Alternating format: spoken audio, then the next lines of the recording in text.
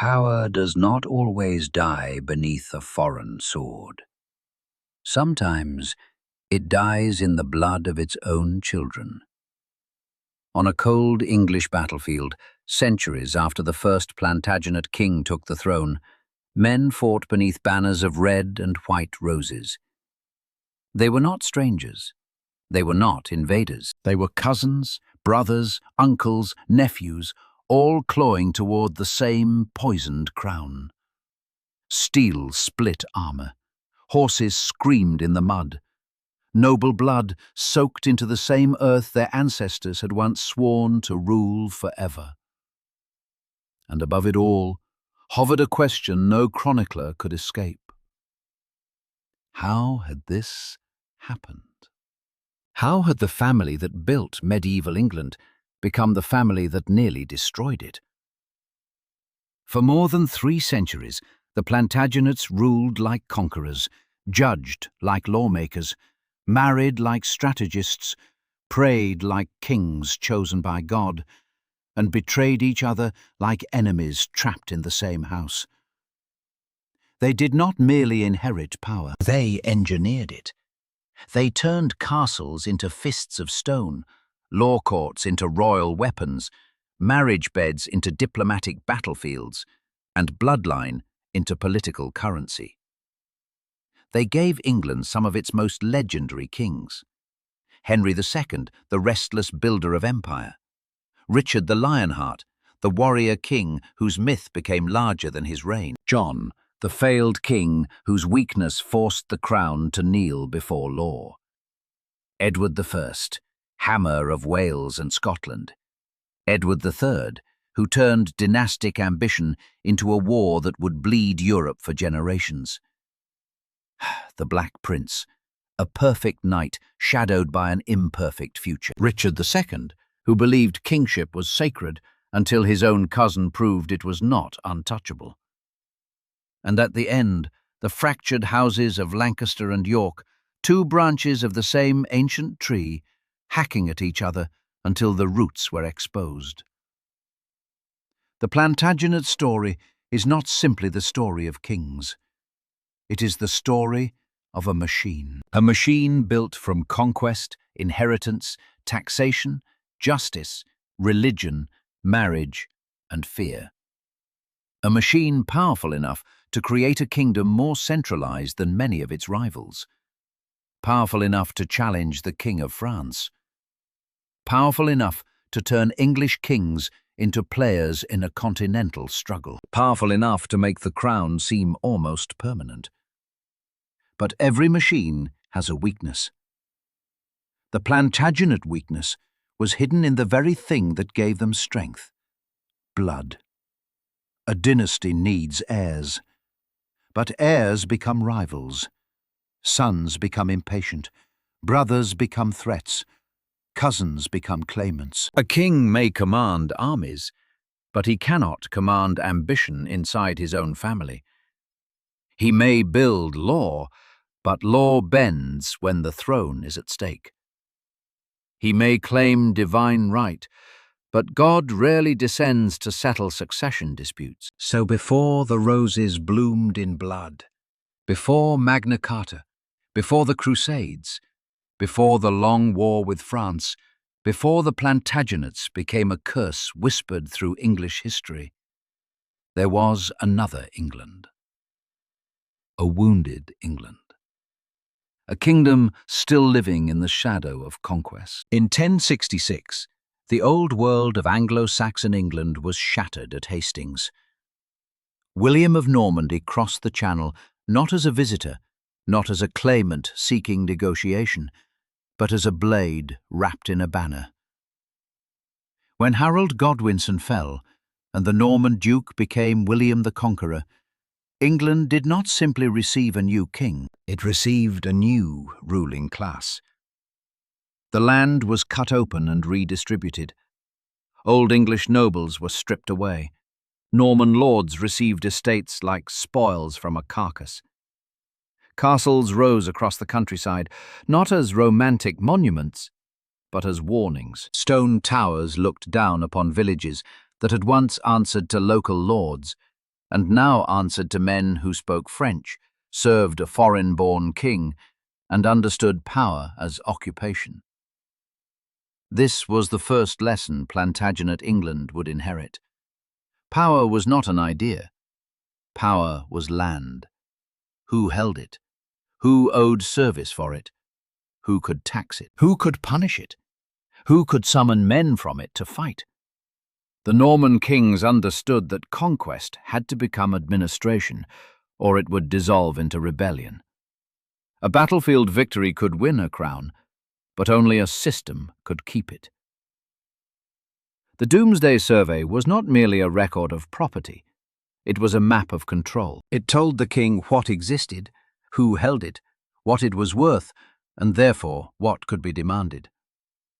In medieval Europe, information was power, and England, after the Norman conquest, became one of the most intensely measured kingdoms of its age. But this new order carried poison inside it. The King of England was not only King of England, he was also a great lord in France. The rulers of England held lands across the Channel, and those lands tied them into the dangerous web of French feudal politics. A king might wear a crown in Westminster, yet kneel as a duke before the King of France for his continental possessions. It was a contradiction waiting to explode. How can a man be sovereign in one land and vassal in another? How can one crown serve two political worlds? This contradiction would define the Plantagenets long before they wore the name. Medieval Europe was not a map of nations as we imagine them now. It was a living body of overlapping loyalties. A knight owed service to a lord owed service to a greater lord. A duke might defy a king. A bishop might rule lands like a prince. A marriage could transfer more territory than a campaign. A child's birth could change the balance of Europe. A deathbed could create a war. Kingship was personal. Government was household. Diplomacy was family. And family was dangerous. In this world, the church stood as both spiritual authority and political giant. A king could command armies, but the church commanded salvation. Bishops were not only men of prayer, they were administrators, judges, landholders, diplomats, and sometimes kingmakers. To rule medieval England, a monarch could not ignore the church. He needed its blessing, its scribes, its courts, its legitimacy. But the church had its own law, its own hierarchy, its own loyalty to Rome. And that created another question every medieval king feared. Where did royal power end and God's power begin? This question would later haunt Henry II when his conflict with Thomas Becket turned from legal dispute into blood-stained legend. But even before Henry, the tension was already there. Medieval kings wanted obedient bishops. The church wanted sacred independence. Between them lay the bodies of men who believed both sides had been chosen by God. England before the Plantagenets was therefore not a peaceful inheritance waiting for a strong family. It was a kingdom shaped by conquest, divided by language, locked into French politics, restrained by feudal custom, watched by the church, and vulnerable to the oldest medieval disease of all, succession. And then came the disaster that made the Plantagenets possible. In 1120, a ship sank. The White Ship went down in the cold waters of the Channel, carrying William Adelin, the only legitimate son of King Henry I of England. The tragedy was immediate, but its political meaning was far greater. The king had lost not merely a child, he had lost the future. A dynasty can survive many things: defeat, rebellion, debt, even humiliation. But without a clear heir, power becomes an open wound. Henry I tried to solve the crisis by naming his daughter Matilda as his successor. In theory, the nobles swore to accept her. In practice, Oaths made in royal halls often melted when the king was dead. When Henry died in 1135, Matilda's cousin Stephen seized the throne. What followed was not orderly transition, but a long tearing open of the kingdom. The period became known as the Anarchy, and the name is almost too gentle. Castles multiplied like infections. Barons fortified themselves. Local lords behaved like kings. Royal authority weakened. The law bent under private violence. Chroniclers painted an image of a land where Christ and his saints slept, and though such language was shaped by moral horror, the meaning is clear. England had discovered what happened when the crown failed to command obedience. This matters because the Plantagenets were born from that wound. They did not emerge into a stable world. They emerged from civil war. Matilda fought for her claim. Stephen clung to the crown. Neither side could fully destroy the other. And in the chaos, the future began to take shape in the figure of Matilda's son, Henry. He was not yet Henry II, not yet the founder of a dynasty, not yet the master of an empire stretching from the Scottish border to the Pyrenees. He was a child of disputed blood, born into a world where legitimacy had to be defended by force, where law had collapsed under aristocratic violence, and where every noble had learned a terrifying lesson. If the king was weak, the kingdom belonged to whoever could build the strongest castle. Young Henry inherited more than claims. He inherited the memory of disorder. He inherited Anjou from his father, Geoffrey Plantagenet. He inherited Normandy through his mother's line, and through one of the most consequential marriages in medieval history, he would gain Aquitaine by marrying Eleanor, the former Queen of France. But before that rise, before the empire, before the law courts, before the family rebellions, the world before the Plantagenets had already written the warning in fire. A crown is only as strong as the system beneath it, and a system built on blood will one day be tested by blood. The old Norman order had created the tools of power: castles, surveys, feudal bonds, royal claims, continental ambition. The anarchy revealed what happened when those tools slipped from the king's hand. The church stood ready to bless or condemn. The barons stood ready to obey or rebel. France watched from across the Channel, both neighbor and rival, both overlord and enemy. England waited for someone ruthless enough, clever enough, and ambitious enough to rebuild royal authority from the wreckage. That man would be Henry of Anjou. He would inherit a broken kingdom and try to make it obey. He would build courts where swords had ruled. He would turn royal justice into a weapon sharper than steel.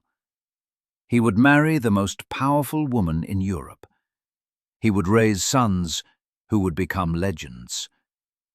And then those sons would turn against him, because the Plantagenet machine was about to be born. And from the moment it began, its greatest enemy was already inside the family. A broken kingdom does not need a gentle king.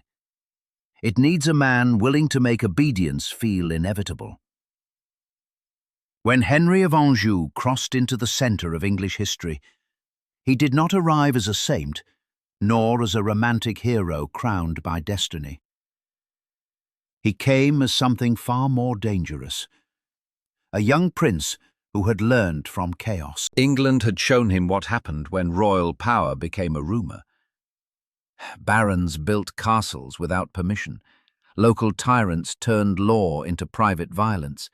Oaths were sworn, broken, rewritten, and forgotten. The crown had not vanished, but it had been humiliated. Henry understood the wound, and he understood that a king who merely sat on the throne was already losing. He had to move. He had to judge. He had to punish. He had to make the idea of royal authority travel faster than rebellion. By the time he became Henry II of England in 1154, he was not just king of an island realm, he was lord of a vast inheritance that made him one of the most powerful men in Europe. England, Normandy, Anjou, Maine, Touraine, and through his marriage to Eleanor of Aquitaine, the enormous Duchy of Aquitaine stretched his reach deep into western France. This was the Angevin world. Not an empire in the modern sense, not a neat state with one language, one law, one capital, one identity. It was a web of territories tied to one man's body, one marriage, one bloodline, one restless political will. And that was both its brilliance and its curse. Henry ruled lands that did not naturally belong together. England looked across the sea. Normandy looked toward France. Aquitaine had its own proud lords, its own customs, its own fierce resistance to northern control. The King of France, weaker in land than Henry in many ways, remained Henry's feudal overlord for Henry's French possessions. The contradiction was poisonous. The English king was, in France, technically another king's vassal. How long could that humiliation remain only ceremonial?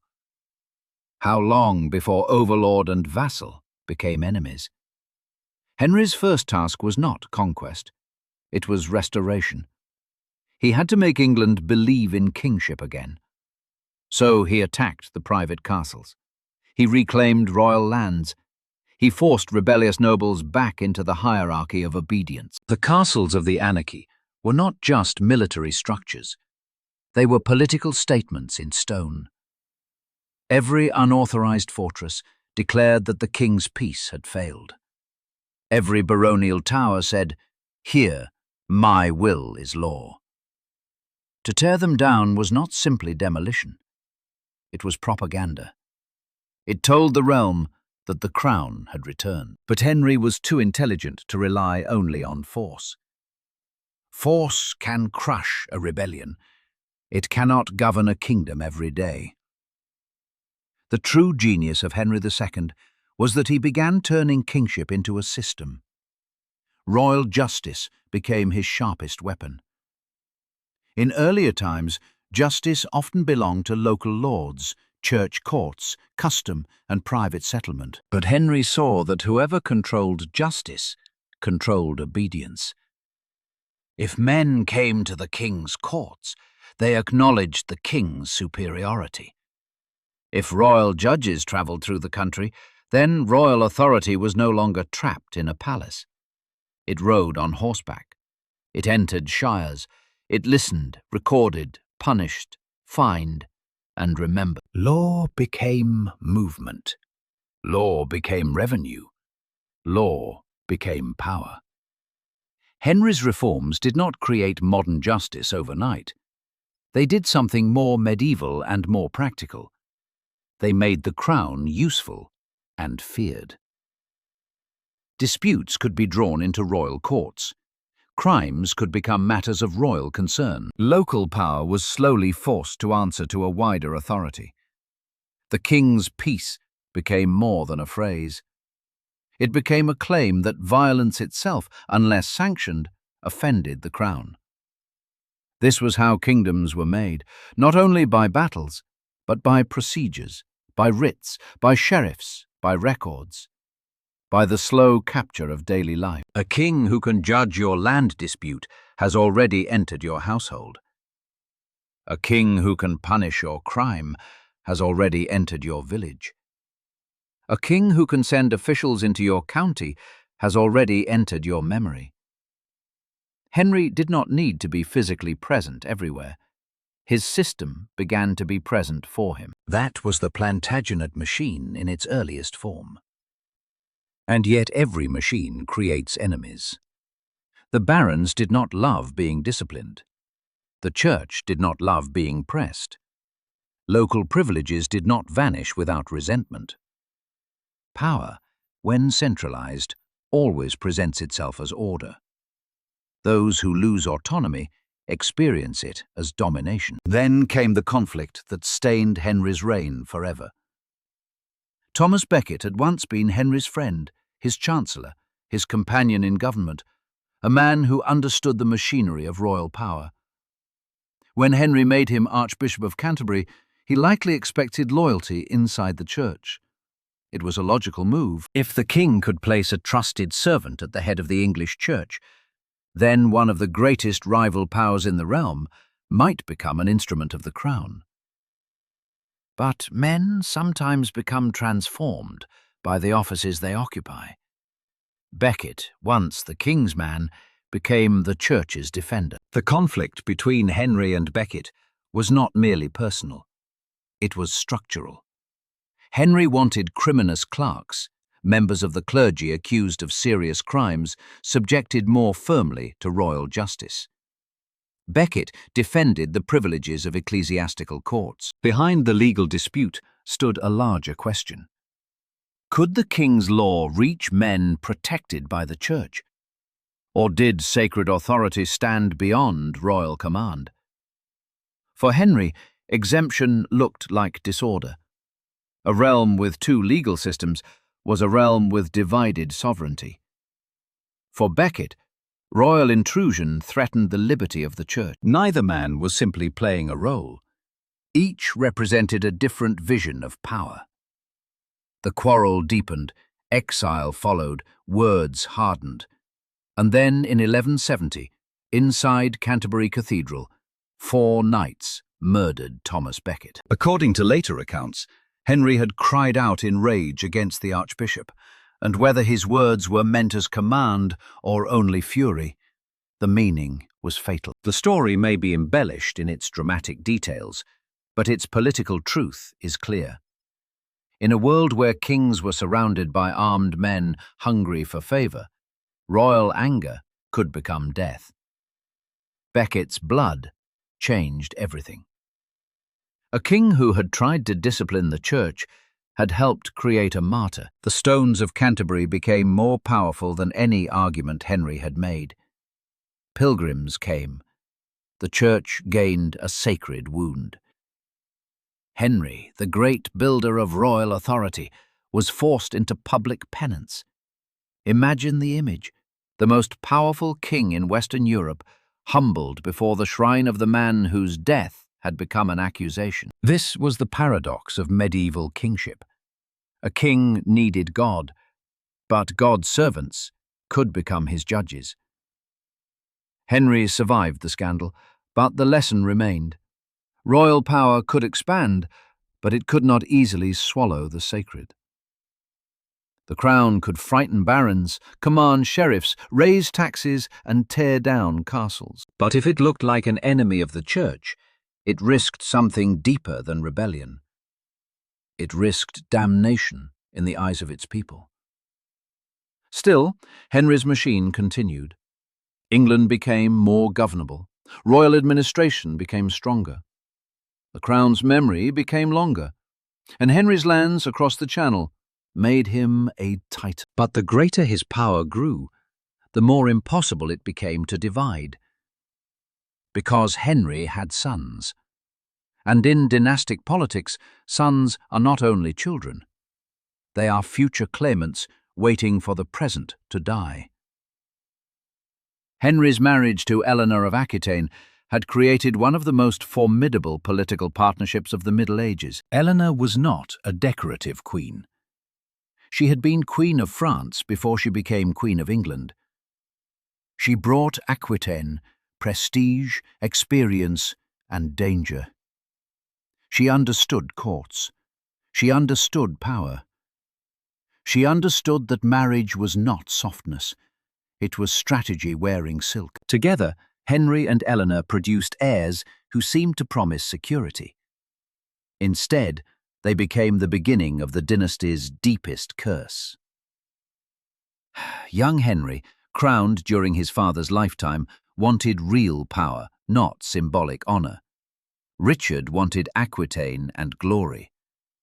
Geoffrey was ambitious in Brittany. John, the youngest, was first called Lackland because he seemed to inherit least. a small insult that would grow into a historical shadow. Henry II had built a realm too large and too personal to manage easily. He could grant titles, but not independence. He could crown a son, but not truly share authority. He could use his children as pieces in the dynastic game, but each piece had a will of its own. What happens when a father builds an empire but refuses to let his heirs touch the machinery? The answer came in rebellion. In 1173, Henry's sons rose against him. Supported in varying ways by Eleanor, by rebel nobles, and by foreign powers eager to weaken the Angevin giant, the revolt turned the royal family into a battlefield. This was not a simple tantrum by spoiled princes. It was a political crisis born from the structure Henry himself had created. His empire depended on family loyalty. But family loyalty was being poisoned by withheld power. The king had taught his sons that land was authority. Then he denied them enough authority to satisfy them. He had taught Europe that Plantagenet blood ruled half a continent.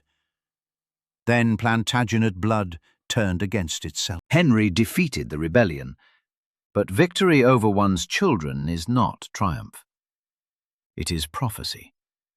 He had proven that the king was stronger than his sons, but he had also revealed that the dynasty's greatest wars could begin inside its own chambers. From that moment onward, the Plantagenet story would never escape the pattern. Power concentrated in the crown, ambition gathering in the bloodline, and conflict erupting when inheritance felt too slow. Eleanor paid dearly. Henry imprisoned her for years, not in a dungeon of fantasy, but under controlled custody, removed from the political game she had helped ignite. Her confinement showed another face of Plantagenet power. Even queens could become threats when they possessed land, influence, memory, and sons. This was not merely domestic drama. It was statecraft at its most intimate and most brutal. The family was the constitution. The marriage was the treaty. The children were the succession plan. And when the family broke, the realm shook. Henry continued to rule with relentless energy, but age did not soften the machine. His sons did not become less ambitious. Richard, especially, emerged as a warrior of extraordinary reputation, fierce, charismatic, and dangerous. John, clever and insecure, hovered in the background of inheritance like a blade not yet drawn. Henry's final years became a slow collapse of paternal authority. The king who had restored order to England could not impose peace upon his own blood. By 1189, rebellion returned. Richard allied with Philip II of France against his father. John, Henry's youngest and once favoured son, also betrayed him. For Henry, this was not just politics. It was the final humiliation. The old king, who had spent his life mastering courts, castles, barons, bishops, and laws, discovered that no machinery of government could protect a father from betrayal. When he learned that John had joined his enemies, Henry reportedly broke. Whether every detail preserved by chroniclers is exact or shaped by moral drama, the meaning is unmistakable. Henry II died with his empire intact on parchment, but spiritually wounded at its centre. He had built the Plantagenet machine. His sons had discovered how to turn its gears against him. And this is why Henry's reign is the foundation of the entire saga. He did not simply found a dynasty. He created the conditions for its greatness and its destruction. He strengthened royal justice so profoundly that English kings after him inherited a more powerful crown. He disciplined the nobility, expanded administration, and made the king's authority felt in courts and counties. He turned the monarchy from a warrior household into a governing engine. But he also ruled a composite empire, held together by personality, inheritance, and fear. He never solved the question of succession. He never found a way to share power without weakening himself. He never transformed family loyalty into durable political structure. The result was a dynasty that could dominate Europe, but not itself. When Henry II died, the throne passed to Richard, and Richard was everything medieval legend desired in a king: brave, violent, magnificent, and almost never home. The machine was about to be inherited by a lion. But lions are not builders. They are hunters. A kingdom can survive a bad king more easily than it can survive a sacred myth. Richard inherited more than a throne. He inherited a legend before he had even finished living. To later memory, he would become Richard the Lionheart, the Crusader king, the Golden Warrior, the Christian champion who crossed the sea to fight beneath the burning sun of the Holy Land. His name would echo through songs, romances, children's tales, and national imagination. He would become the kind of king people remember with banners, trumpets, and shining armor. But history is colder than legend. Richard was a magnificent soldier. He was brave, charismatic, tactically gifted, and almost impossibly committed to the theatre of war. Yet as King of England, he was also an absence. He spent very little of his reign in the kingdom whose crown he wore. England, to him, was not the centre of his identity. It was a source of money, men, legitimacy, and royal status. His world was continental. His ambitions were crusading and Angevin. His imagination moved through Normandy, Aquitaine, the Mediterranean, and Jerusalem, more than through the shires of England. This is the first Plantagenet paradox after Henry II. The dynasty had built a stronger English monarchy. Then it gave that monarchy to a king who treated England as a treasury for glory. Richard's reign reveals one of the darker truths of medieval power. A king did not have to be present to rule if the machine beneath him was strong enough to extract obedience in his name. Henry II's reforms now proved their value. Administration could continue.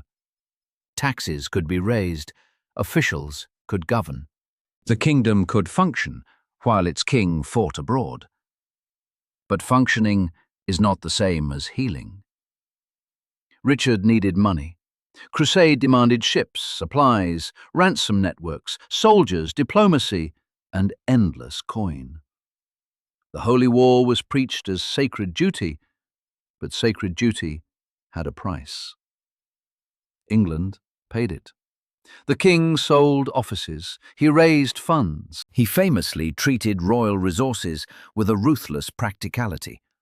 And later tradition captured this attitude in the idea that he would have sold London itself if he could find a buyer. Whether the exact phrasing is polished by memory, the meaning is clear. Richard saw kingship as a weapon to finance a higher calling. And the higher calling was war. The Third Crusade gave Richard his immortal stage.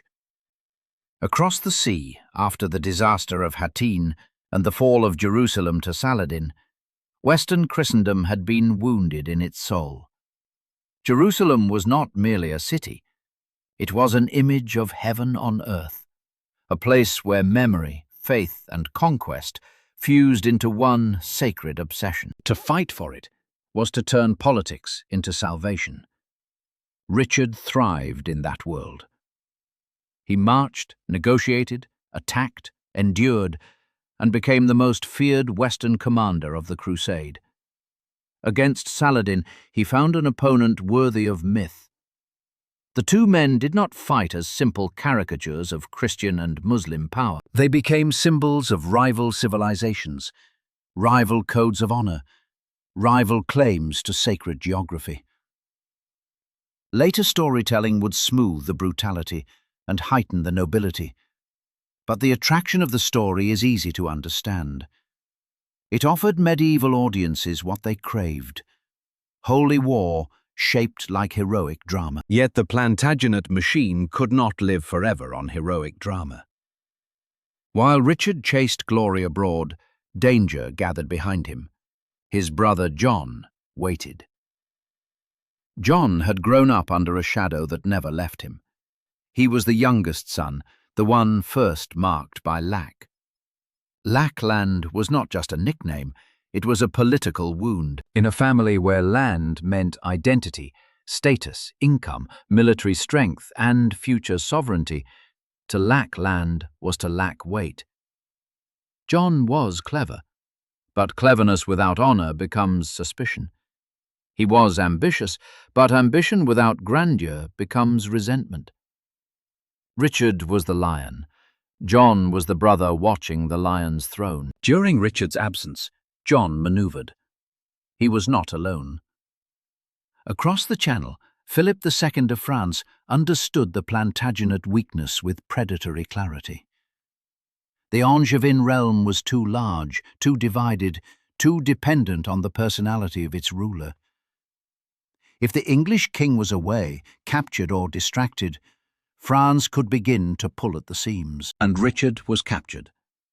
Returning from crusade, he fell into the hands of Leopold of Austria, and then the Holy Roman Emperor Henry VI. The warrior king who had terrified enemies in the East became a prisoner in Europe.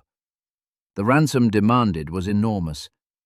England was forced again to bleed money for the body of an absent king. Here the machinery Henry II had built performed almost brutally well. The realm raised the ransom. Taxation, administration, noble obligation, church wealth, all were bent toward the recovery of one man. Richard's captivity showed that the English crown had become strong enough to mobilize society on a massive scale. But it also showed the moral danger of such strength. A state machine does not ask whether the king's glory is worth the people's burden. It extracts because it can. When Richard finally returned, the legend survived. The costs remained. And John's betrayal was not forgotten. Richard forgave him, or at least restored him enough to keep the family from immediate rupture. But forgiveness in dynastic politics rarely erases calculation. John had revealed himself. The youngest son was no longer merely unfortunate, he was dangerous. Then, in 1199, Richard died from a crossbow wound while besieging a minor castle in France. There is a grim irony in the death. The Lionheart did not fall before Jerusalem, not before Saladin, not in some grand apocalyptic clash between empires. He died in a smaller war, in the stubborn violence of aristocratic territory, in the kind of conflict that filled medieval Europe with graves no songs remembered. A legend can die from an ordinary bolt. And with Richard's death, the Plantagenet inheritance passed to John. The crown had left the lion and settled on the man history would love to hate. John's reign is often told as moral punishment, a bad man becoming a bad king and receiving his due. But that is too simple. John was not a fool. In many ways, he was administratively capable, energetic, and attentive to government. He understood documents, revenue, legal pressure, and manipulation. He was present in a way Richard had not been, but presence is not virtue. John's tragedy was that he possessed the tools of kingship without the trust that made those tools bearable. He inherited a crisis with France. Philip II was no longer willing to tolerate Plantagenet dominance. The Capetian monarchy, once weaker and more constrained, was growing sharper. It had learned patience. It had learned how to exploit feudal law. It understood that the Angevin Empire could be attacked not only by armies, but by legitimacy. This is important. Empires do not always fall because their enemies become stronger in battle. Sometimes they fall because their legal contradictions finally become weapons. John held French lands as a vassal of the French king. That meant Philip could summon him, judge him, accuse him, and use feudal procedure as political warfare. When John's behavior gave Philip openings, the French king moved. Normandy fell. For the Plantagenets, the loss was devastating. Normandy was not just territory, it was memory. It was the ancestral bridge between England and the continent. It was the land from which the conquerors had come. To lose Normandy was to sever part of the dynasty's identity. It was also a practical catastrophe. Castles, revenues, noble networks, strategic depth, all gone. John had not merely lost land, he had lost confidence. And once confidence breaks, every demand from the crown feels like insult. To recover what had been lost, John needed money. To raise money, he squeezed England. Scutage, fines, feudal incidents, legal penalties, arbitrary pressure. The machinery of royal government became harsher. Henry II had built a system of royal power. Under John, that system began to feel predatory. This is one of the central lessons of the Plantagenet story. A strong state can survive an unpopular policy. But when the ruler lacks legitimacy, every mechanism of government becomes evidence of tyranny. The same royal courts that once promised order could now feel like traps. The same fiscal rights that once funded defense could now feel like extortion. The same authority that once disciplined baronial violence could now provoke baronial resistance.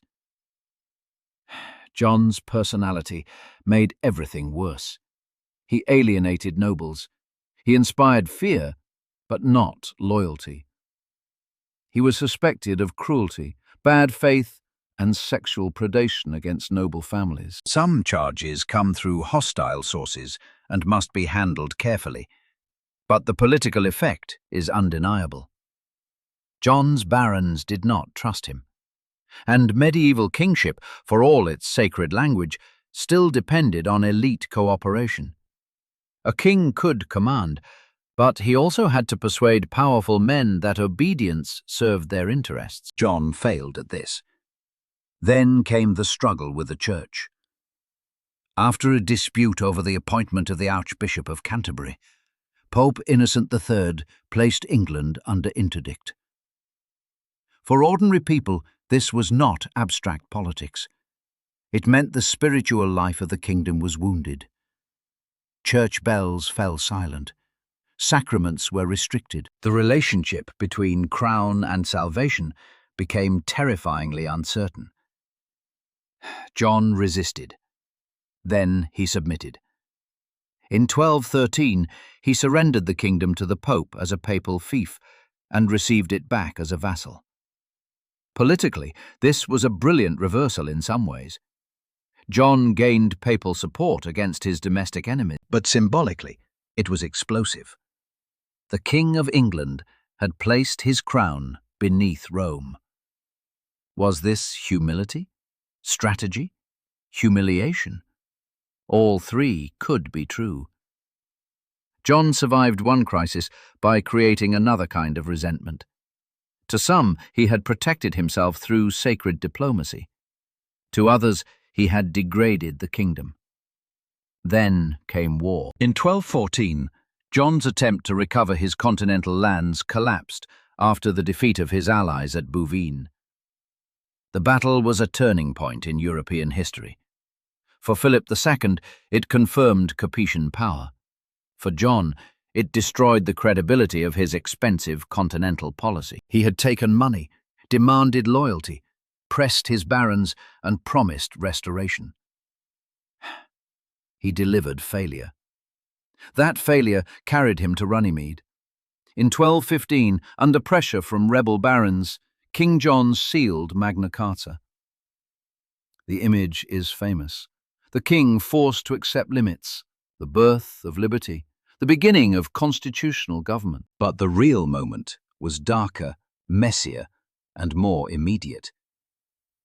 Magna Carta was not democracy. It was not a modern declaration of rights. It was a peace treaty between a distrusted king and an armed aristocracy. Yet its meaning grew because it touched something deeper than the crisis itself. It said that the king was not pure will. It said that law stood somewhere above royal appetite. It said that even the crown could be compelled to answer. For John, Magna Carta was a humiliation. For later England, it became a myth of lawful resistance. This is the paradox of John's reign. One of England's most despised kings helped create one of its most revered political symbols. Not because he believed in liberty, but because he failed so completely that others forced the question into existence. And the question would never fully disappear again. Can a king be legal and still be absolute? Can obedience survive without consent?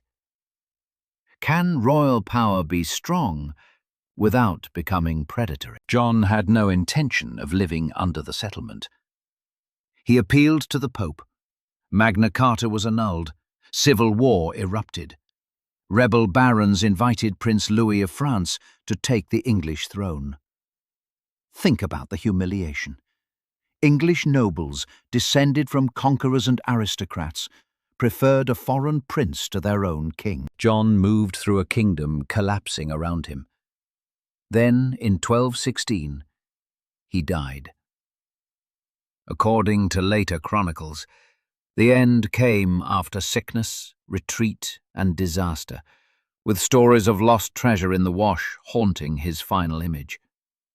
Some details may be embellished, but the symbolism is too powerful to ignore. John dies as a king who lost lands, lost trust, lost peace, and nearly lost the crown itself.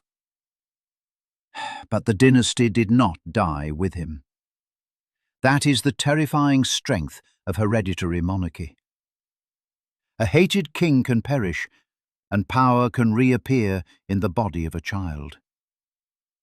John's young son became Henry III, a boy king, a damaged inheritance, a realm tired of civil war, a crown rescued not by greatness, but by the political usefulness of innocence.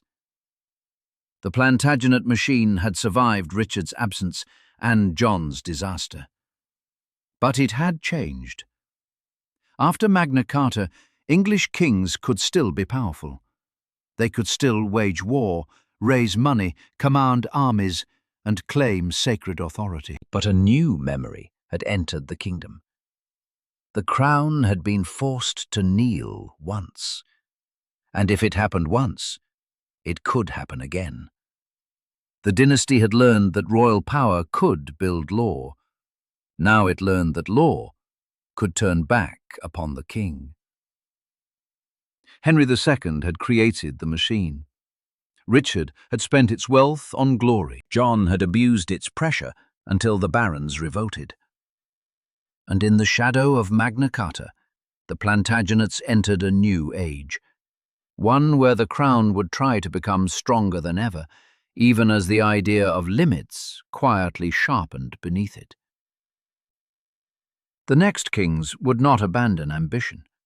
They would aim it north, west, and across the Channel. And soon, under men like Edward I and Edward III, the Plantagenet crown would rise again, harder, colder, more disciplined, until England's dream of empire returned with an army behind it. A dynasty that survives humiliation often becomes more dangerous. It learns. After John, the Plantagenet crown had been wounded but not killed. Magna Carta had forced the monarchy to face a truth no king wanted to admit. Authority could be challenged, written down, negotiated, and limited. Yet limitation did not mean weakness. In the hands of a harder king, the same monarchy could return sharper than before. That harder king was Edward I. He did not inherit the Plantagenet myth as a soft ornament. He inherited it like iron.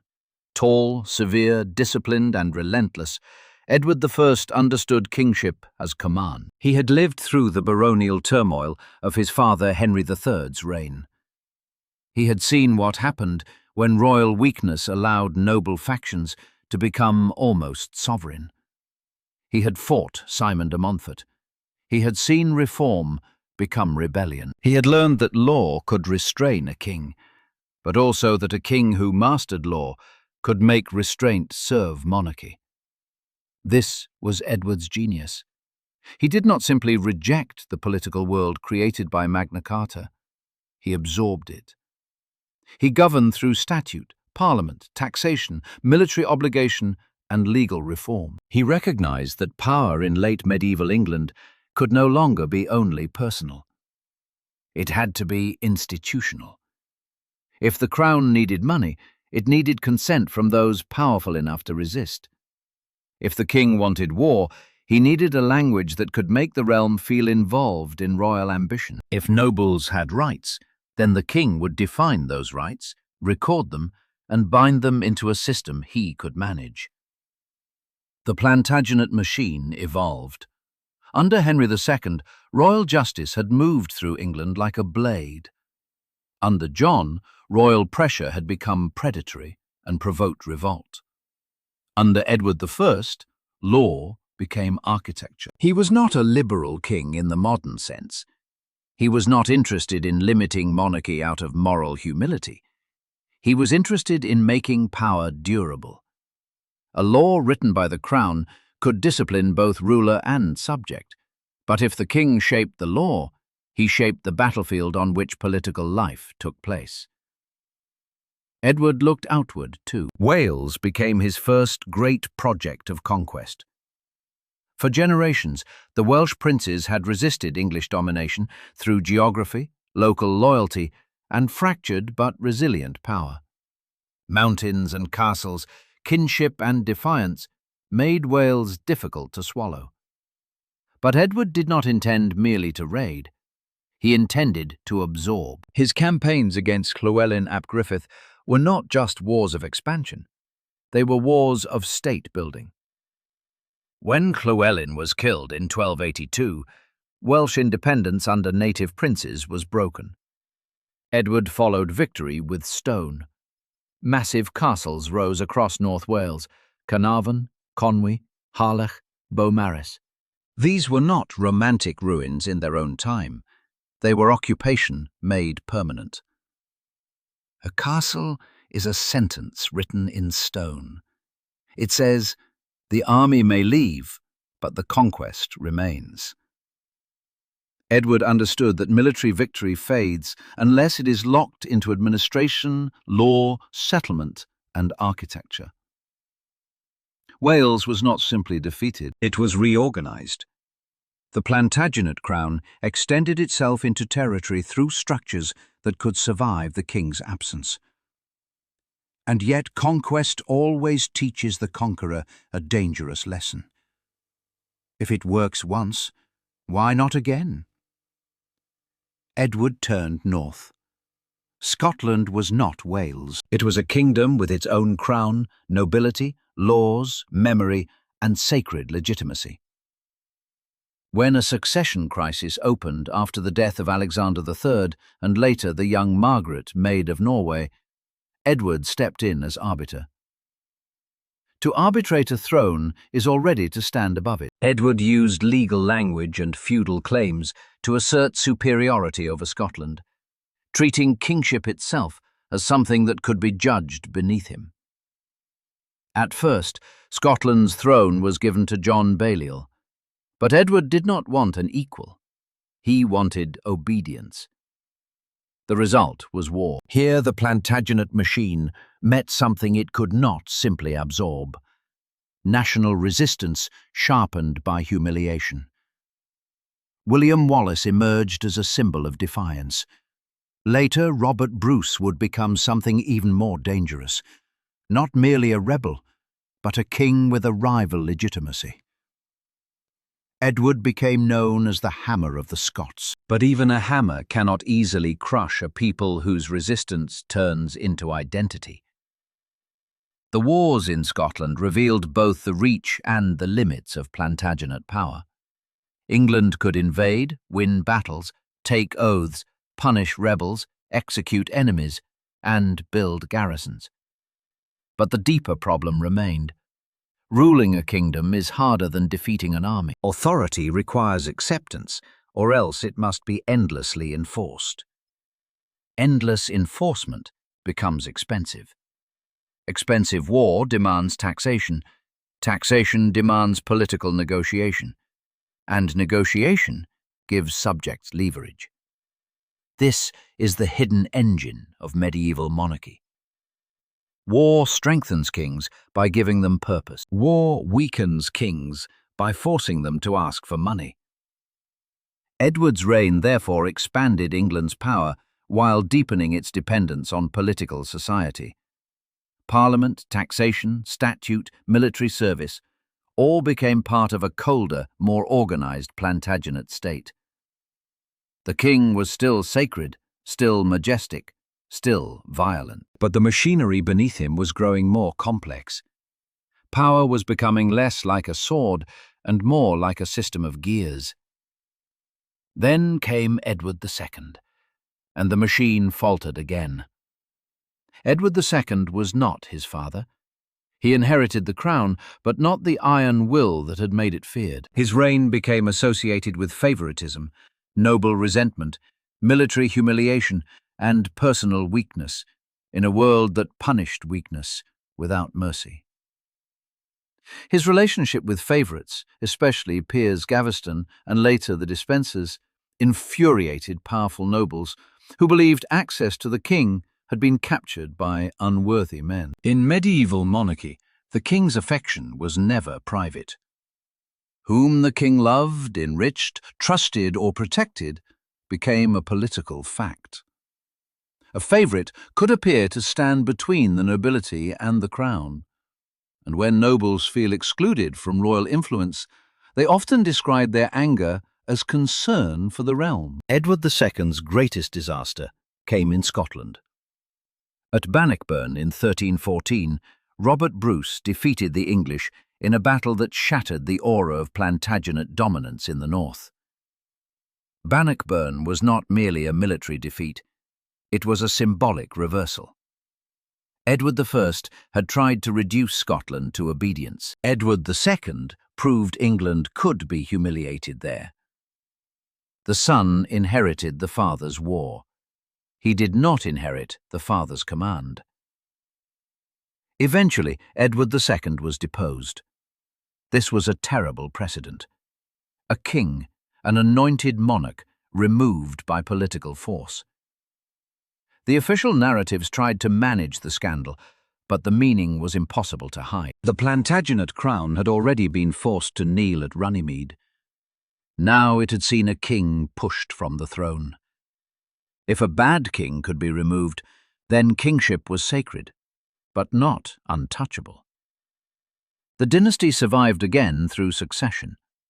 Edward III, son of the deposed king, came to the throne young. For a time, real power lay with his mother Isabella of France and Roger Mortimer. But Edward III would not remain a puppet.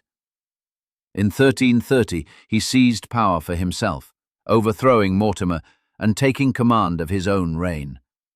A new Plantagenet age began. Edward III understood image. He understood war. He understood that kingship needed theatre. Where his father had embodied weakness, Edward would embody restoration. He rebuilt the monarchy's prestige through chivalry, military success, dynastic ambition, and the calculated revival of royal grandeur. He did not merely want to rule England. He wanted to make the Plantagenet crown shine again across Europe. Then he looked to France. The French royal line faced its own succession crisis. Edward III, through his mother Isabella, had a claim connected to the French crown. The French rejected succession through the female line and chose Philip VI of Valois.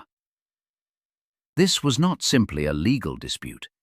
It became the spark for one of the longest conflicts in European history. The 100 Years' War began not as a single continuous war, but as a dynastic wound that reopened again and again.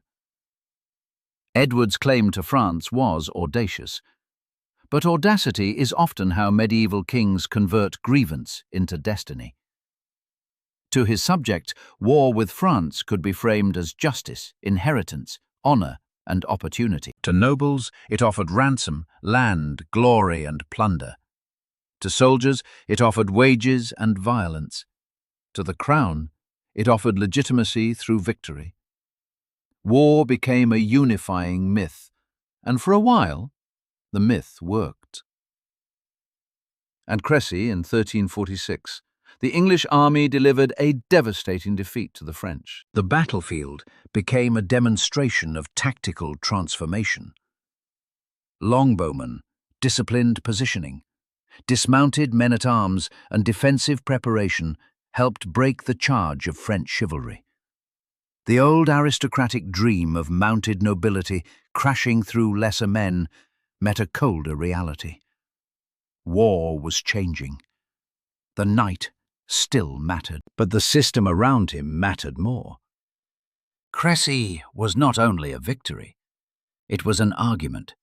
It showed that discipline could beat splendor, that organization could defeat arrogance, that a smaller army, properly handled, could humble the flower of French nobility. Edward's prestige soared. Then came Calais. The capture of Calais gave England a permanent foothold on the continent, a gate into France, a symbol of Plantagenet ambition made stone and harbour. Calais was more than a town. It was a strategic lung through which English war breathed for generations. And yet, even at the height of victory, death moved invisibly toward Europe. The Black Death arrived. No king commanded it, no knight could charge it, no castle could keep it out. The plague tore through societies with a force more terrifying than any army. Fields emptied, villages lost voices, labor became scarce, clergy died beside peasants, lords watched old economic assumptions begin to shake. The world did not end, but it became haunted. For the Plantagenets, the plague did something subtle and profound. It altered the balance beneath power. When labor becomes scarce, workers become harder to control. When death exposes the fragility of all ranks, sacred hierarchy trembles. When entire communities vanish, taxation, agriculture, lordship, and military recruitment all feel the shock. A king may win at Crécy, but he cannot order the dead back to the fields. Still, Edward III's reign continued to shine in memory because war supplied glory faster than plague supplied political consequences. And then came the next great warrior of the dynasty, Edward, Prince of Wales, remembered as the Black Prince.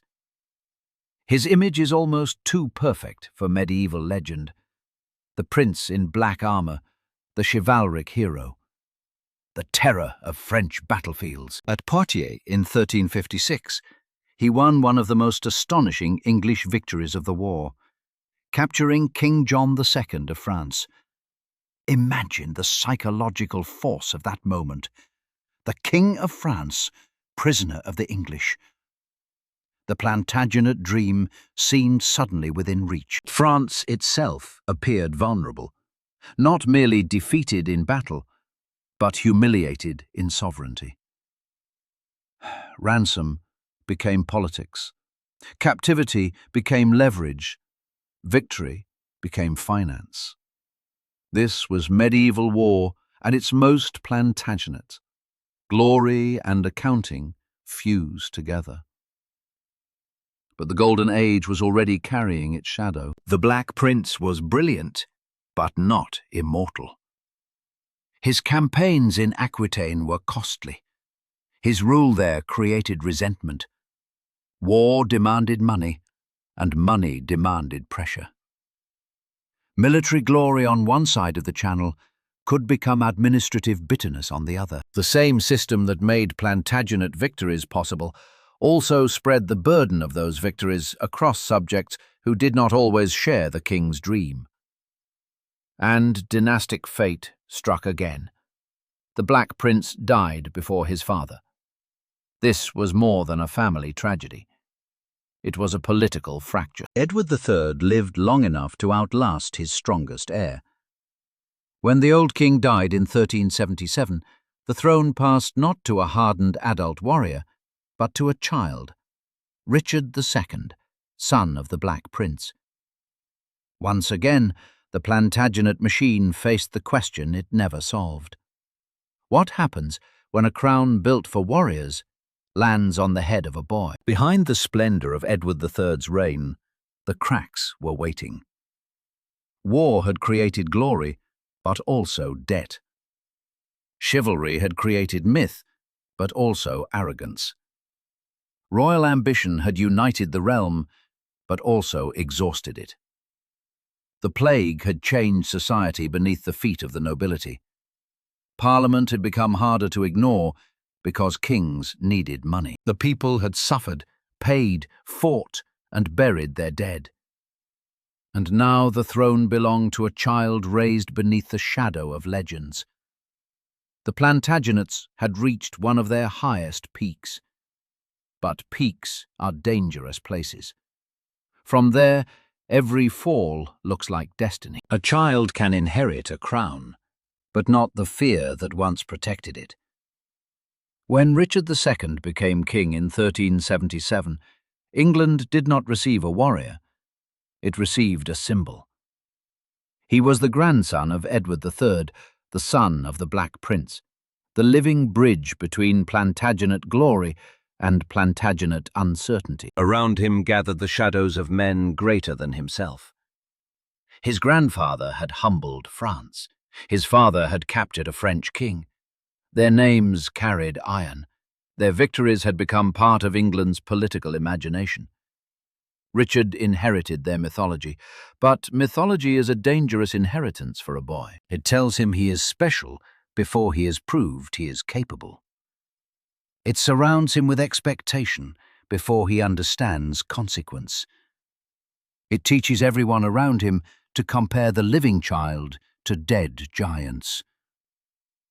The kingdom he inherited looked strong from a distance. England had a famous dynasty, a developed royal administration, a growing parliament, a warrior aristocracy, and the memory of continental victories. But beneath the surface, the world had changed. The Black Death had not simply killed people, it had disturbed the foundations of obedience. For generations, medieval society had justified itself as an order ordained by God. Some prayed, some fought, some worked. The hierarchy seemed natural because it had been repeated in sermons, law, custom, and daily survival. But plague does not respect hierarchy. It enters cottages and monasteries, castles and markets. It takes priests before peasants, lords before laborers, children before sinners. It makes every social explanation feel fragile. After the plague, labor was scarce, and scarcity gives power to those who possess what others need. Peasants and workers could demand higher wages. Lords and landowners feared losing control over the labor system that sustained their wealth.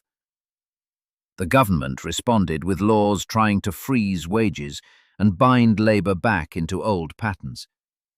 But a law can command the page more easily than it commands hunger, memory, and death. The poor had seen the world break. They had buried half their villages. They had watched the powerful still demand rent, service, taxes, and obedience. And then the crown asked for more. War with France had become expensive. Royal government needed money. Poll taxes fell heavily and visibly. Unlike older forms of taxation, hidden inside feudal obligations or negotiated through elites, a poll tax touched bodies directly. It counted people, It made poverty measurable. It turned survival itself into something the government could assess. This is how states create rebellion without intending to.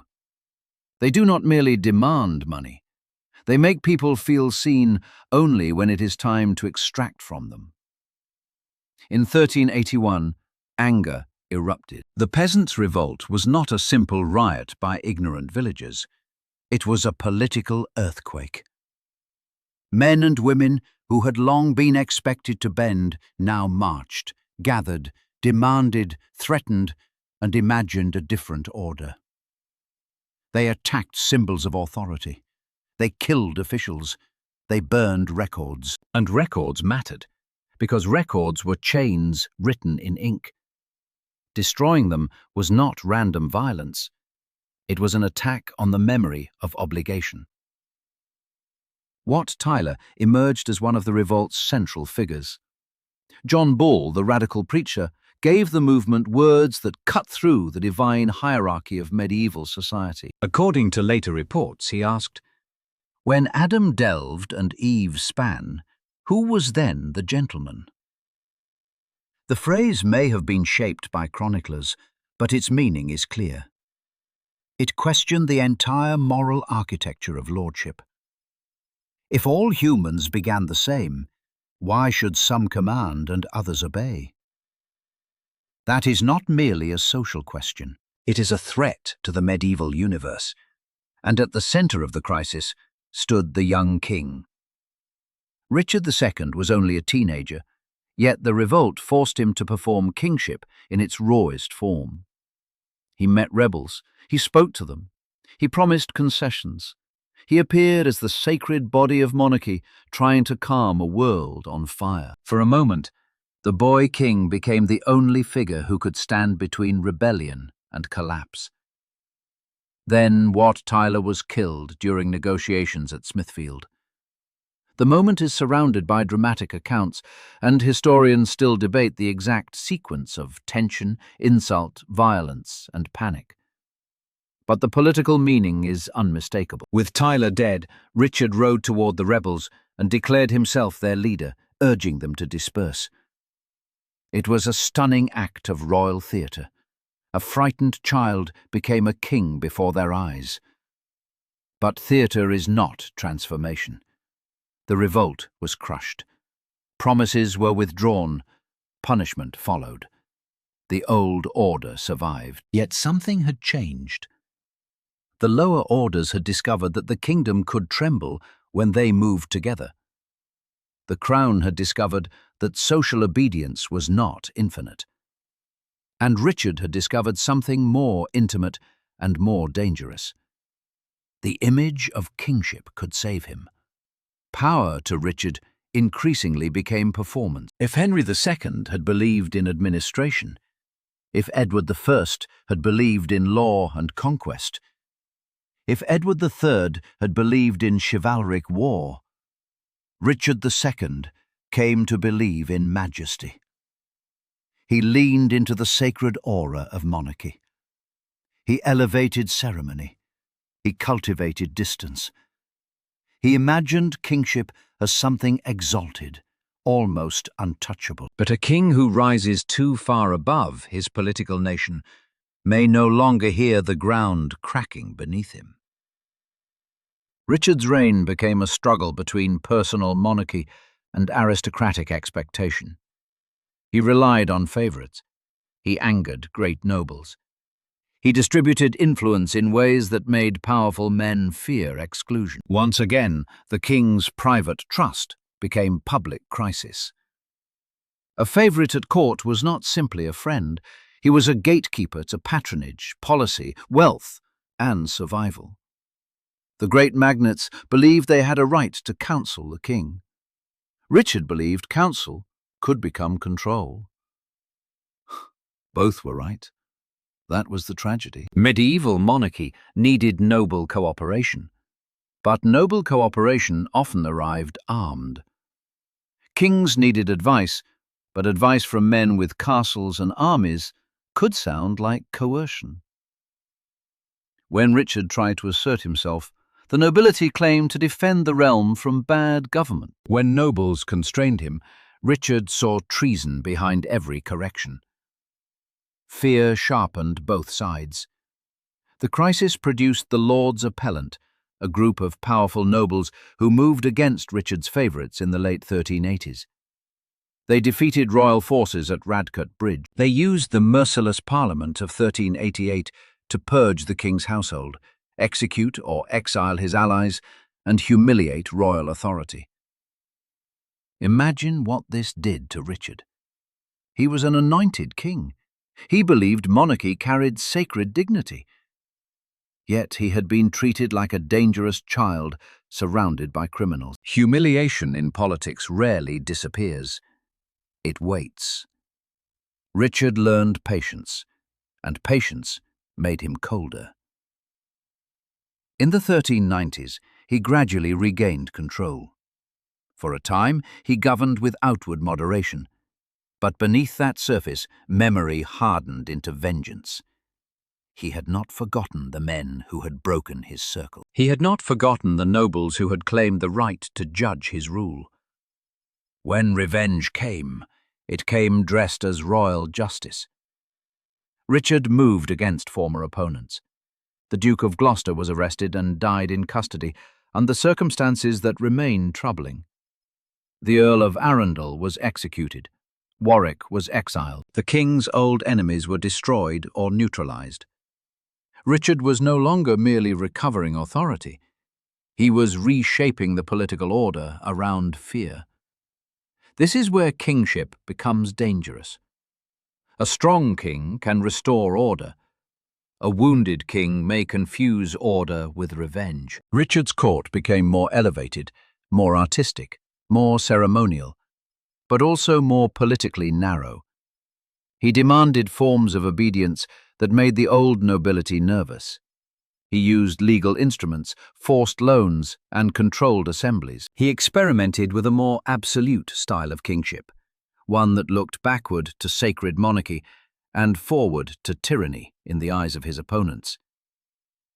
Was Richard a visionary of royal sovereignty, a traumatized ruler seeking security, a tyrant in the making? Historians still debate the balance, but the direction of fear is clear. The political nation began to wonder whether the king could be trusted with the crown's own power. And then Richard made the mistake that would undo him. He attacked the inheritance of Henry Bolingbroke. Bolingbroke was the son of John of Gaunt, Duke of Lancaster, one of the greatest magnates in England, and the son of Edward III. Bolingbroke had royal blood, immense aristocratic connection, military reputation, and a claim to respect inside the Plantagenet world. He had been exiled after a dispute with Thomas Mowbray. When John of Gaunt died in 1399, Richard confiscated the Lancastrian inheritance instead of allowing Bolingbroke to receive it. This was not merely personal punishment. It threatened the sacred principle of aristocratic property. If the king could destroy the inheritance of one of the greatest noble families in England, who was safe? Kings had always been feared, but now Richard made fear universal among the elite. And fear creates coalitions faster than loyalty. While Richard was in Ireland, Bolingbroke returned to England. He did not first present himself as a usurper. That would have been too dangerous. He claimed he wanted only his rightful inheritance. It was a brilliant political move. A man defending property is less frightening than a man seeking a crown. Many could support him without admitting rebellion. But power has momentum. As support gathered, Richard's position collapsed with shocking speed. The sacred king, the ceremonial monarch, the ruler who had wrapped himself in majesty, discovered that majesty could evaporate when armed men stopped believing in it. He was captured, forced to abdicate, and Henry Bolingbroke became Henry IV. The deposition of Richard II in 1399 was one of the most important ruptures in Plantagenet history. It did not end the dynasty in name. Henry IV was still Plantagenet blood. The crown remained within the wider family. But something essential had broken. The throne had been taken from an anointed king by a cousin. Not by foreign invasion, not by peasant revolution, not by papal command. By blood. The dynasty had turned on itself again, but this time the result was not rebellion against a father or pressure upon a weak king. It was replacement. A new branch had seized the trunk. Henry IV now faced the oldest problem of usurpers. The act that wins the crown also poisons the crown. If Richard could be deposed, why not Henry? If hereditary right could be adjusted by political necessity, who would decide necessity next time? If royal blood was no longer enough, then power had become argument. Henry IV spent his reign defending the throne he had taken. Rebellions erupted. The Percy family turned against him. Owain Glyndŵr led a major Welsh revolt. Rumours and loyalties clustered around the memory of Richard II. The kingdom did not instantly collapse, but it had entered a new psychological world. The Plantagenets had once fought to build royal authority. Now they fought over the meaning of legitimacy itself. And legitimacy is more fragile than stone. A castle can be repaired, a law can be rewritten, a tax can be raised again. But once people see that a crown can be taken, they never unsee it. Henry IV passed the throne to his son, Henry V, and for a brief, blazing moment, the wound seemed to close under the light of victory. Henry V would become everything a troubled dynasty needed: disciplined, charismatic, martial, devout, and terrifyingly effective. He would turn domestic insecurity outward into war. He would lead England back into France and make the Plantagenet claim to the French crown seem once again not like fantasy, but destiny. But the deeper curse remained. The dynasty had learned that glory could cover a wound. It had not learned how to heal it. And soon, on the fields of France, Henry V would win a victory so magnificent that it would hide the coming disaster behind the sound of trumpets. A wounded dynasty often looks strongest just before it breaks. Henry V understood this better than almost any king of his age. He inherited not only a crown, but a problem. His father, Henry IV, had taken the throne from Richard II. That act had saved one branch of the Plantagenet family, but poisoned its legitimacy. The Lancastrian crown was legal because it had power, but uneasy because everyone remembered how it had been born. A usurper's son can inherit the throne, but he also inherits the accusation. Henry V needed more than obedience. He needed glory. And glory in medieval kingship was often found across the sea. France was divided, wounded by madness in its king, torn by factional struggle between Armagnacs and Burgundians, and vulnerable to a ruler ruthless enough to turn dynastic claim into invasion. Henry revived the old Plantagenet claim to the French crown, but this was not merely ambition dressed as law. It was political medicine. War could unite nobles who might otherwise quarrel. War could turn a questionable dynasty into a wholly national project.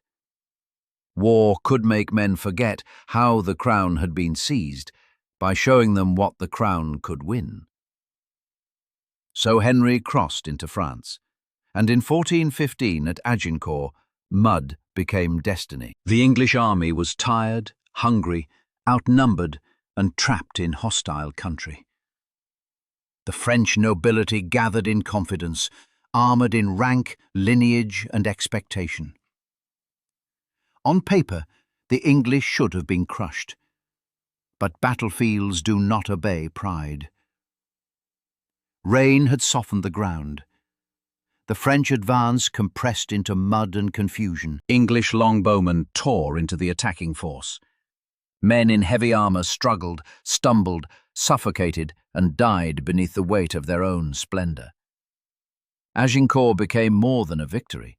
It became a myth. The smaller army defeating the mighty. The disciplined English line breaking aristocratic arrogance. The king fighting among his men. The dynasty reborn through blood and mud. For Henry V, Agincourt did what politics alone could not. It sanctified him. It made his rule feel chosen, not merely inherited.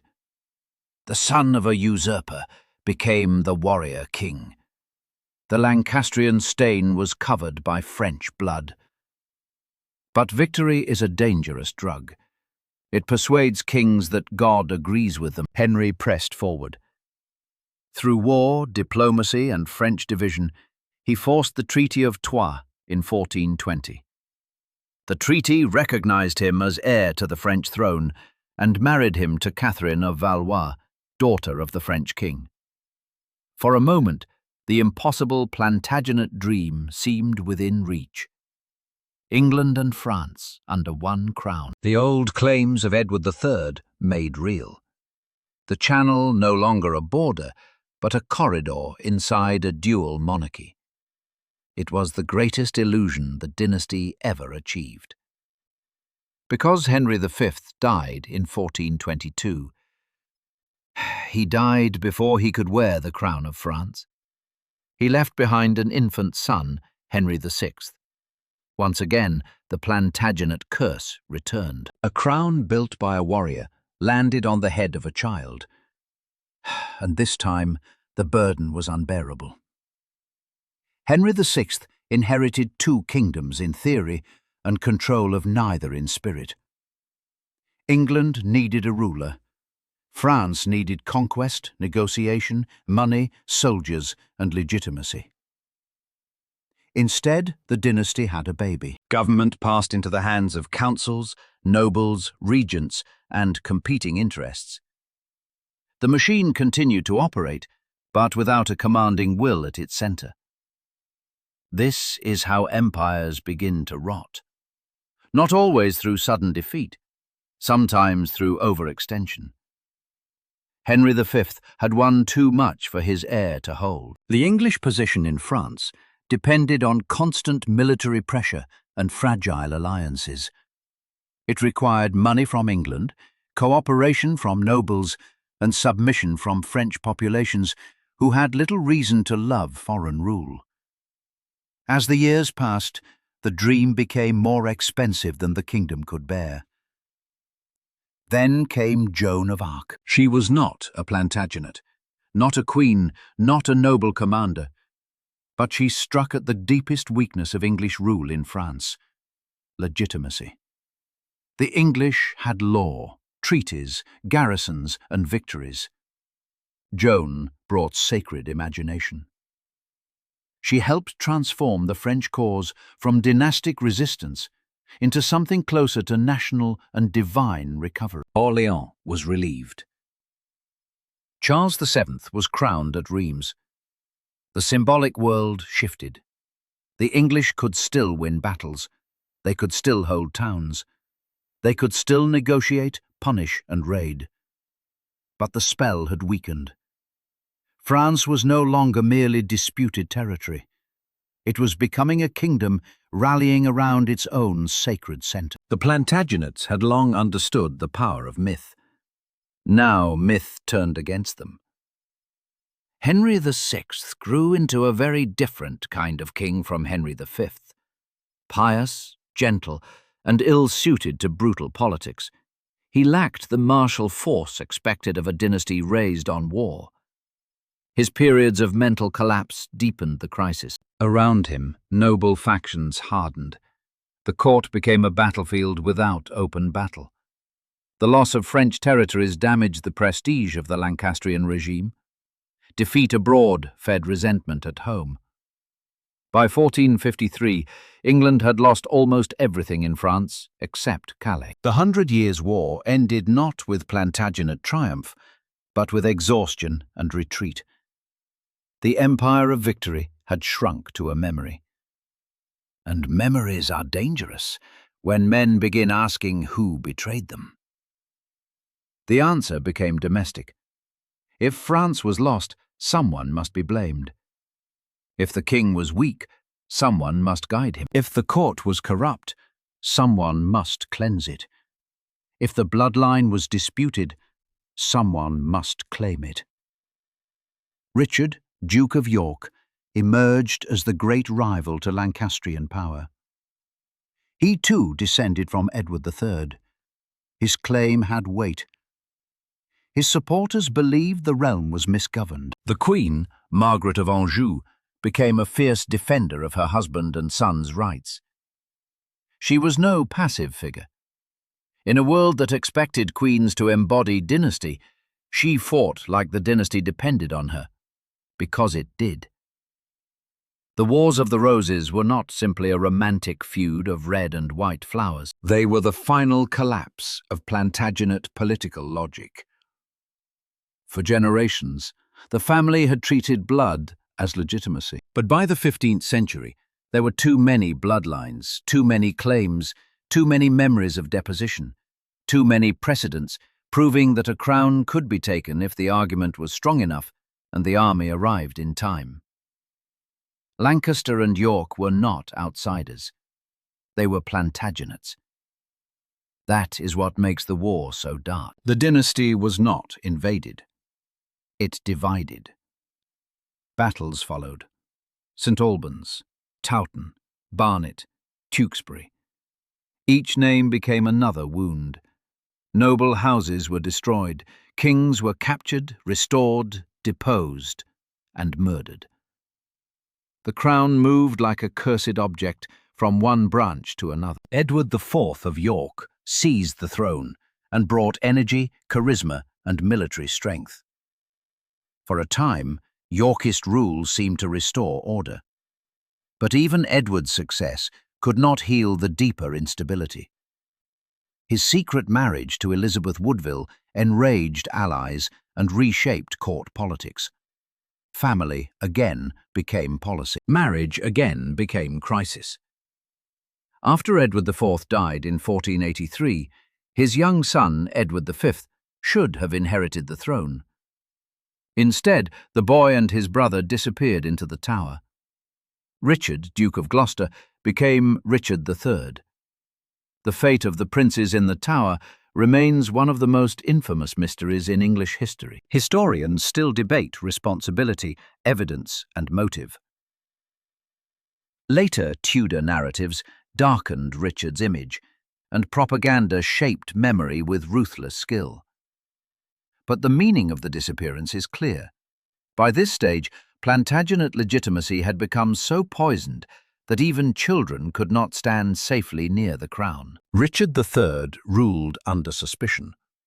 Whatever his abilities, whatever later reassessments may argue, he could not escape the shadow of how he came to power. A king may win the throne in law, but if enough people believe blood has been spilled for it, law cannot quiet the ghosts. Then came Henry Tudor. His claim was thin compared with the great Plantagenet branches, but history does not always reward the strongest claim. It rewards the claim that survives the battlefield. In 1485, at Bosworth Field, Richard III fought for his crown. He was the last English king to die in battle. The image is almost too perfect. A medieval king surrounded by treachery and shifting loyalties, charging toward his rival, trying to cut destiny down with his own sword. According to later tradition, his final cry became legend, though the story may be embellished. The meaning remains powerful. Richard died not as a distant symbol, but as a warrior king, swallowed by the violence his dynasty had carried for centuries. With him, the Plantagenet age ended. Henry Tudor became Henry VII. The Tudors rose over the corpse of the Plantagenets. But they did not erase them. No dynasty that ruled so long truly disappears. The Plantagenets left behind the architecture of English power. Royal courts, common law, Parliament as a political force, the memory of Magna Carta, the idea that kings could be mighty, but not entirely beyond challenge. They expanded the machinery of government, sharpened taxation, deepened legal identity, and bound England's destiny to war, France, and the question of legitimacy. They also left warnings. They proved that conquest can build a state, but not necessarily a stable family. They proved that law can strengthen monarchy, then turn against it. They proved that victory abroad can hide sickness at home. They proved that bloodline, the foundation of hereditary power, can become the very weapon that destroys hereditary power. The Plantagenet tragedy is not that they failed. It is that they succeeded too well. They built a crown powerful enough to dominate England. Then every branch of the family wanted it. They built a legal system strong enough to preserve order. Then their enemies used law to challenge them. They built a warrior mythology strong enough to inspire generations. Then weak kings were crushed beneath expectations they could not fulfill. Their story begins with a broken kingdom after the anarchy, and ends with a broken dynasty at Bosworth. Between those two wounds lies the making of medieval England. So what destroyed the Plantagenets? Not France, not Scotland, not plague, not rebellion alone. They were destroyed by the oldest enemy of monarchy, the contradiction inside blood itself. A dynasty needs heirs, but heirs become rivals. A crown needs legitimacy, but legitimacy becomes argument. A king needs power, but power creates fear, and fear, sooner or later, teaches men to betray. The Plantagenets built England with law, war, marriage, and blood. Then blood answered. And on the fields where red and white roses bloomed from the same family tree, England learned the darkest lesson of medieval kingship. A crown can rule a kingdom, but it cannot save a family from itself.